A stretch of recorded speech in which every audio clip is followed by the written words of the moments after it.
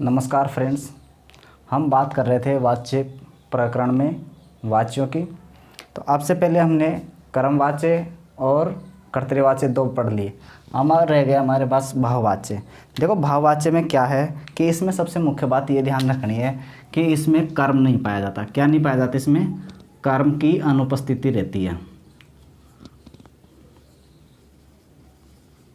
केवल इसमें जो पाया जाता है वो हम सबसे मुख्य इसमें है, एक तो है कर्ता और दूसरा क्रिया।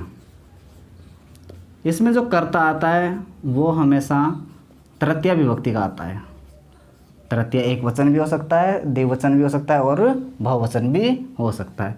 इसमें जो क्रिया आती है वो हमेशा आती है प्रथम पुरुष एक वचन।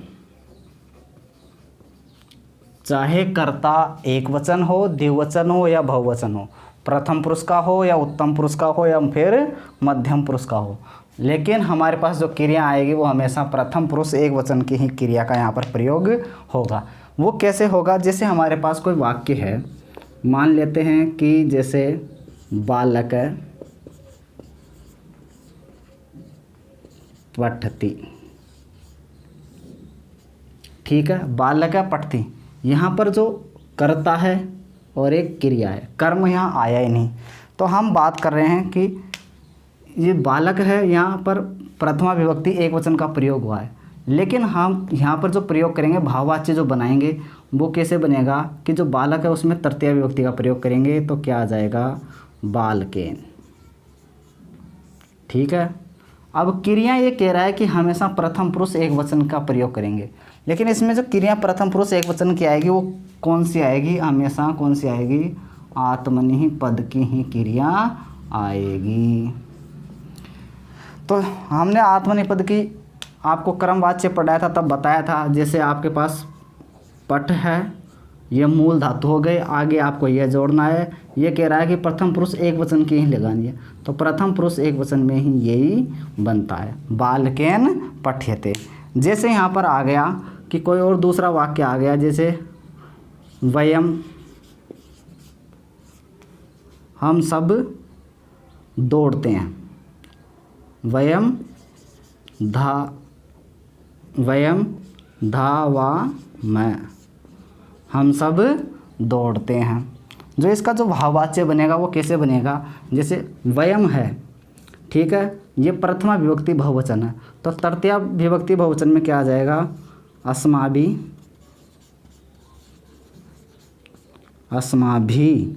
लेकिन यहाँ पर जो क्रिया है अब वो यहाँ कर्ता के अनुसार नहीं, केवल किसके अनुसार आएगी? प्रथम पुरुष एक वचन की क्रिया का प्रयोग करेंगे। धाव धातु होती है दौड़ने के लिए, तो जैसे हम लिखेंगे धावयते, धाव्यते। ठीक है, इस प्रकार से ये बन जाएगा। तो इस प्रकार से जो वाक्य बनाएंगे वो सभी इसी प्रकार से बनाए जाएंगे। जैसे और कोई वाक्य आ गया कि वे सब, कोई और वाक्य आ गया कि ते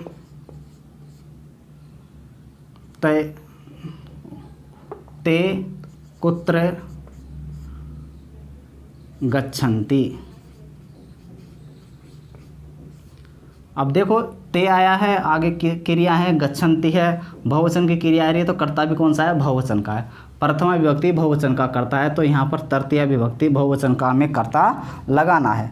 तृतीया विभक्ति बहुवचन में क्या बनता है? तय बनता है। क्या बनता है? तय बनता है। आगे जो कुत्र दे रखा है वो कुत्र कौन सा है? अव्यय शब्द है, जो हमें इसको कोई परिवर्तन नहीं करना, हमें तो कर्ता और क्रिया में परिवर्तन करना है। कुत्र का कुत्र हो जाएगा। आगे गच्छन्ति है, उसका हमें यहाँ इसके अनुसार नहीं, केवल क्या लगाना है? प्रथम पुरुष एक वचन की लगाना है, तो मूल धातु गम यह ते। इस प्रकार से ये वाक्य बन जाएगा।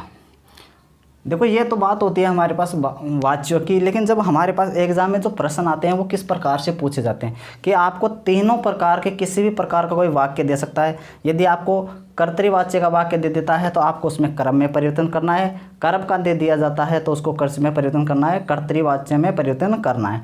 और यदि किसी वाच्य में या किसी वाक्य में कर्म नहीं दे रखा है, केवल कर्ता और क्रिया दे रखी है, तो वो वाच्य में परिवर्तित होगा, वो भाववाच्य में परिवर्तित होगा। जैसे हमारे पास यहाँ पर कोई वाक्य आ गया, मान लेते हैं एग्जाम में हमारे पास कर्तृवाच्य से कोई संबंधित वाक्य आ गया। देखो किस प्रकार से आएंगे एग्जाम में आएगा, अभ्यास प्रश्नों के लिए मैं बता देता हूँ।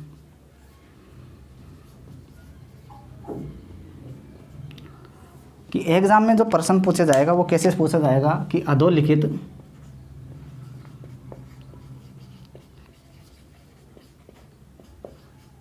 अधोलिखितानां वाच्य परिवर्तनम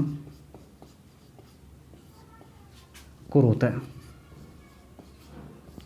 इस प्रकार से आपको पूछेगा।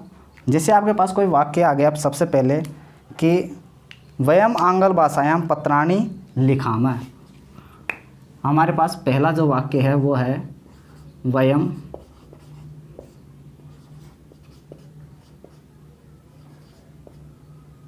आंग्ल भाषायां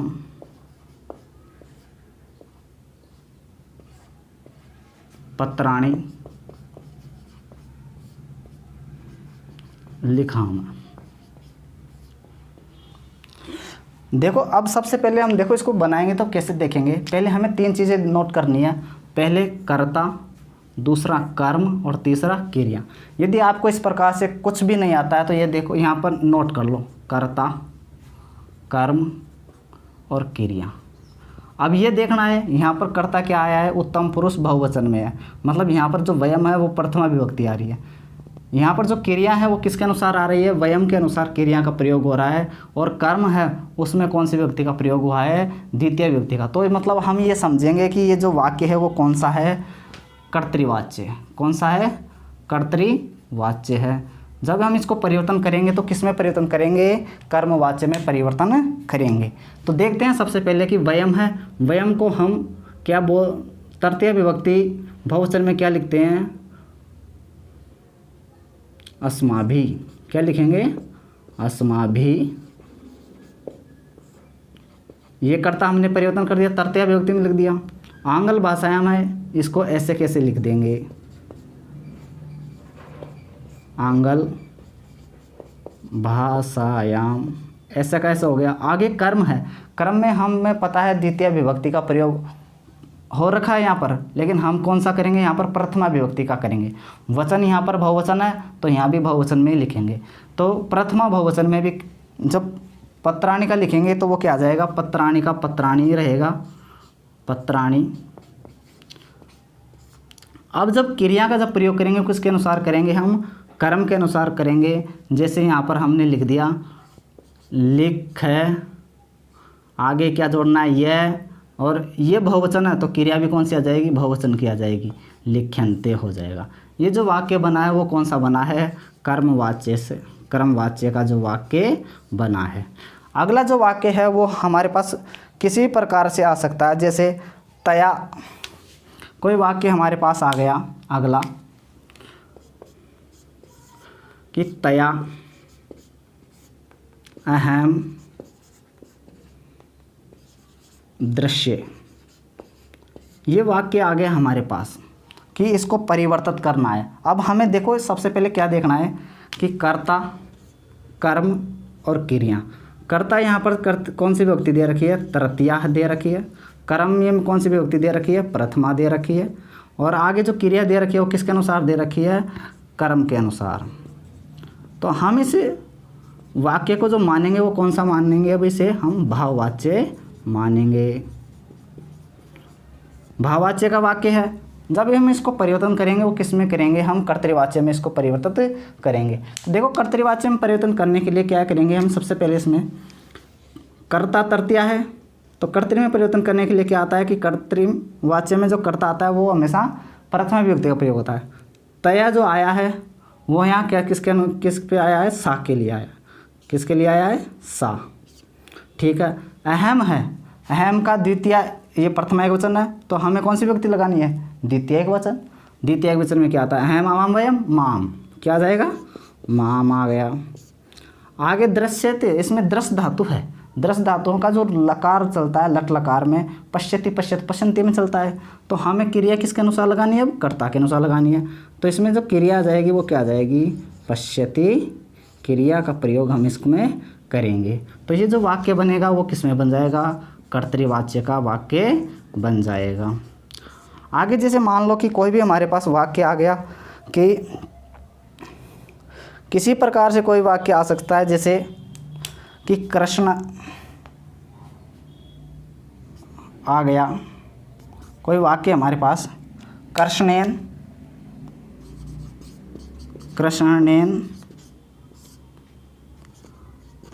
हस्यते,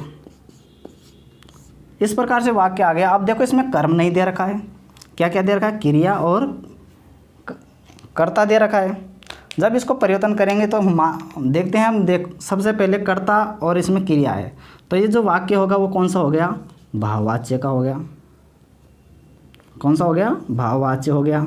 क्यों हो गया, क्योंकि आगे तृतीया विभक्ति दे रखी है और जो क्रिया दे रखी है वो कौन सी दे रखी है, हमेशा प्रथम पुरुष एक वचन की क्रिया है। जब इसका जो वाक्य परिवर्तन करेंगे हम किस में करेंगे, इसका कर्तृ में ही परिवर्तन होगा, कर्तृवाच्य में ही इसका परिवर्तन होगा। वो कैसे होगा, जैसे कृष्ण है, ठीक है। अब क्रिया इसी के अनुसार लगानी है, जैसे हसती, कृष्ण हंसता है। देखो इसमें सबसे मुख्य बात यह है कि कोई भी वाक्य आ गया, जैसे अगला कोई वाक्य हमारे पास आ गया कि कोई वाक्य मान लो यहाँ पर तो कि हम सब वयम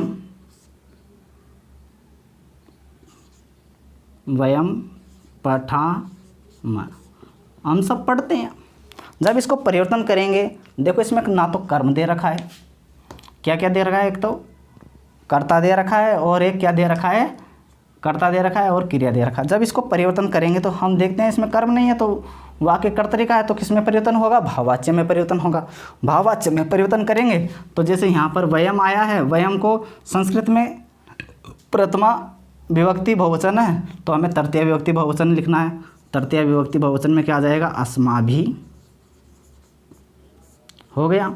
आगे जब ये जो क्रिया दे रखी है उत्तम पुरुष बहुवचन की क्रिया है, हमें कौन सी लगानी है, प्रथम पुरुष एक वचन की क्रिया लगानी है, क्योंकि हमने बताया था कि क्रमवाच्य में क्या आता है, तृतीय विभक्ति, लेकिन प्रथम पुरुष एक वचन की ही क्रिया आती है। जैसे पठ य ते, हमेशा इसी प्रकार से रूप बनेगा इसका। यह होती है हमारे पास वाच्य प्रकरण से संबंधित प्रश्न और वाच्य